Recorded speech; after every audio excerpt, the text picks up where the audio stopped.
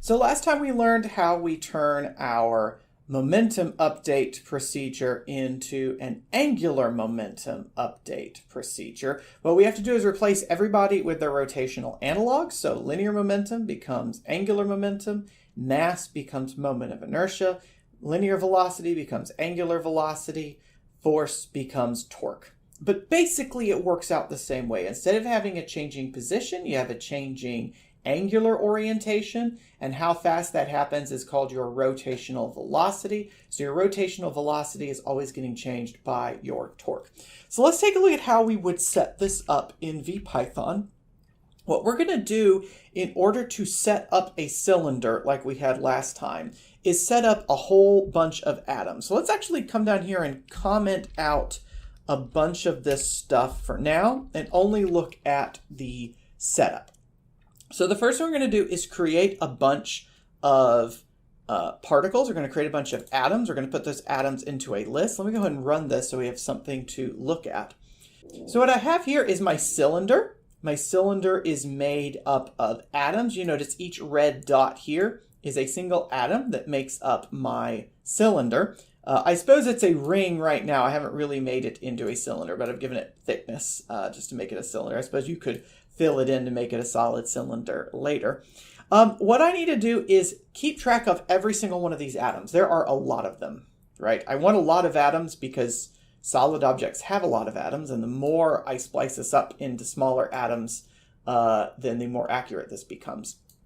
So what I do is make a list. A list is a shortcut in Python for keeping track of lots and lots of things. So I want to make a box. This is right now an empty box. So open bracket, close bracket just means make an empty box.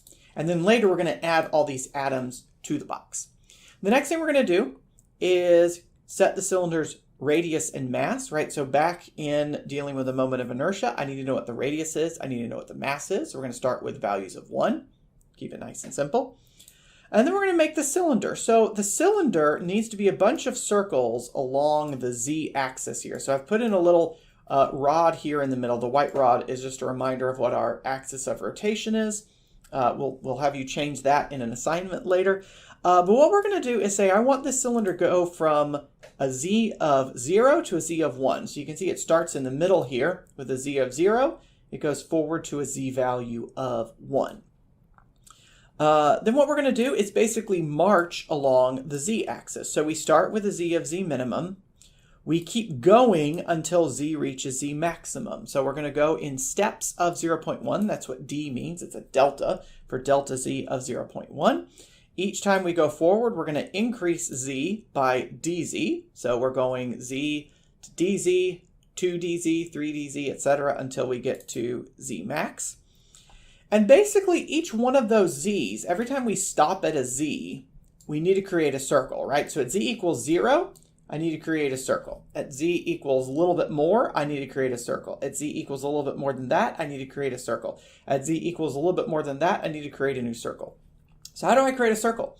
Well, circles are made not really of x's and y's, they're made of an angle, right? When you go around the unit circle, you're thinking about keeping your radius constant and then changing your theta, changing your angle as you move around. So that's exactly what we're going to do.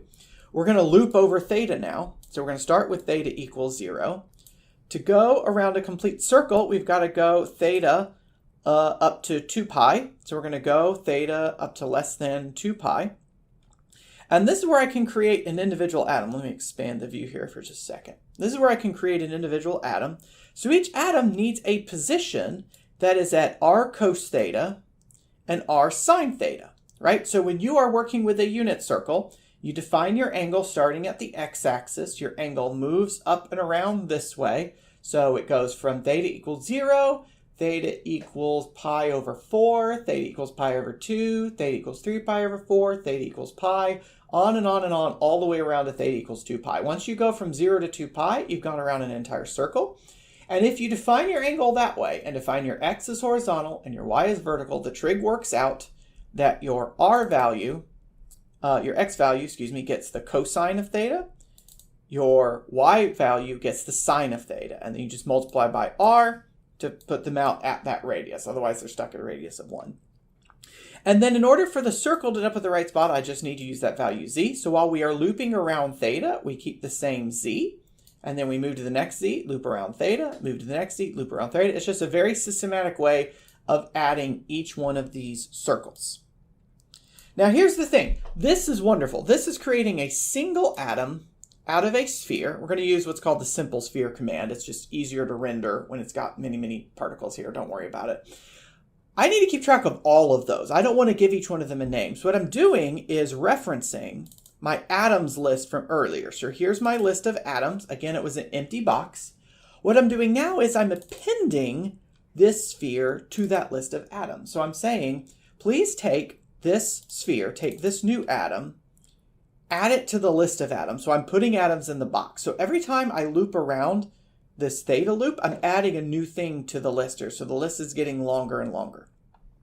Again, we update theta, we update z, and then we're going to draw a rotational axis. So this is the thing we are going to rotate, right? It's not rotating right now because we haven't put in the animation yet.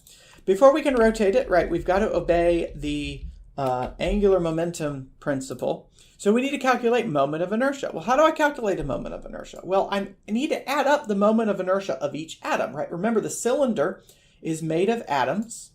Each atom is going to contribute to the moment of inertia based on where it is. How far out is it? Is it close to the center? Is it closer to the edge? Is the thing more dense in the center? Is it more dense at the edge? This all contributes to the moment of inertia.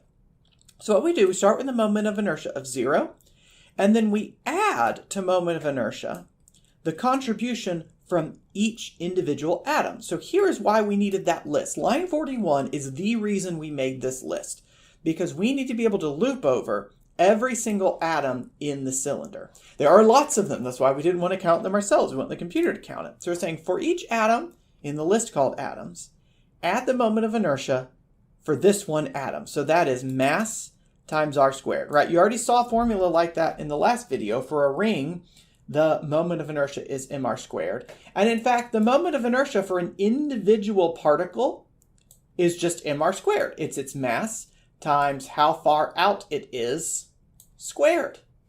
And so that's what we're adding here. We're saying, okay, take dm, the mass of that little itty bitty atom, times how far out it is in the x squared, plus how far it is in the y squared plus squared, because we need that distance made by the right triangle. If I think about this as a radius, I've got a dx, I've got a dy, I need x squared plus y squared to give me r squared, which is cool stuff. So right now these are all r, right? These all have the same distance r, but you imagine if you filled this in, each one would have a different distance there. And so what we can do there is actually print the moment of inertia. We've calculated it. So we're going to print the moment of inertia two ways. We're going to print the actual numerical value, right? Because we need to know what that is. That's what's actually going in the code. But remember, moment of inertia is always a number times mr squared. Well, how do you get that number? You get it by doing this summation. So if I do that summation, I can divide this number by mr squared, right? I can divide out that constant piece there, and then have it print the fraction, right? This is that fraction from the last slide, times mr squared. So I get an mr squared I get a moment of inertia of 1 times mr squared. Lo and behold, exactly what came off of the table. Okay, so next we're going to do, this is just to make this a little bit easier to watch, because when this thing starts spinning, it's going to be hard to keep track of where everything is going. So we're going to take one atom, one singular atom, paint it white, and that will allow us to visually see what the shape is doing better. There's nothing significant about it being white instead of red. It's literally just to make the visual easier to follow.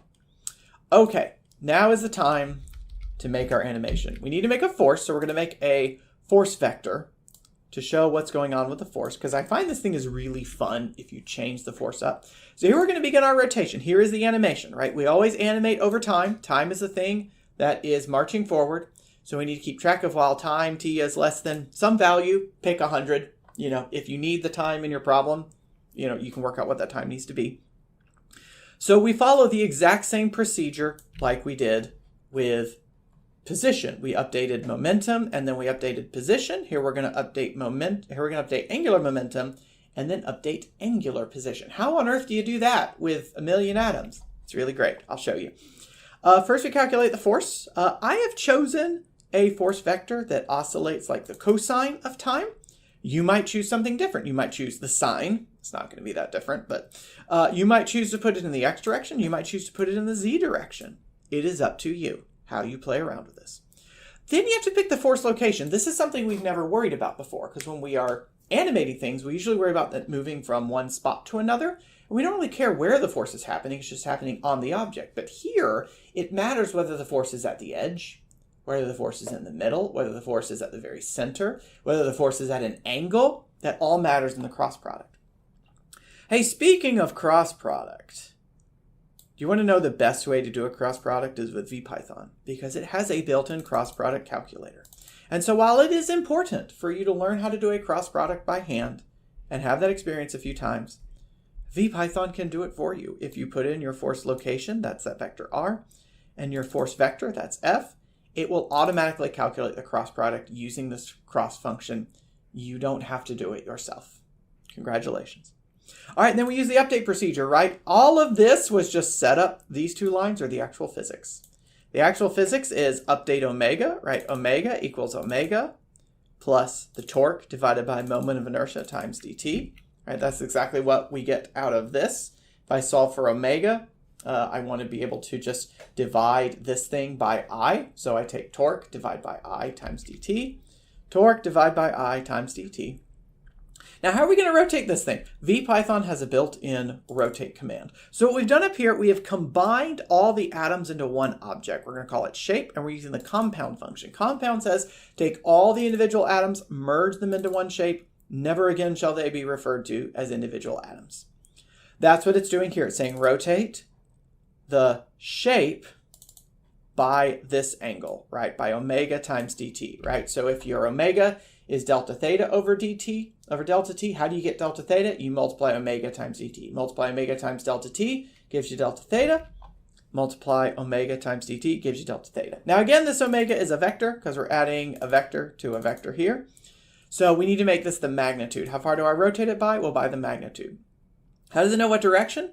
For that, we use the axis. It wants to know what axis to rotate it about. That's this white axis here. We just tell it to rotate it about omega dot hat, which is really cool. All right, let's click run. Let's watch our rotation we've been building up to for 2 videos now.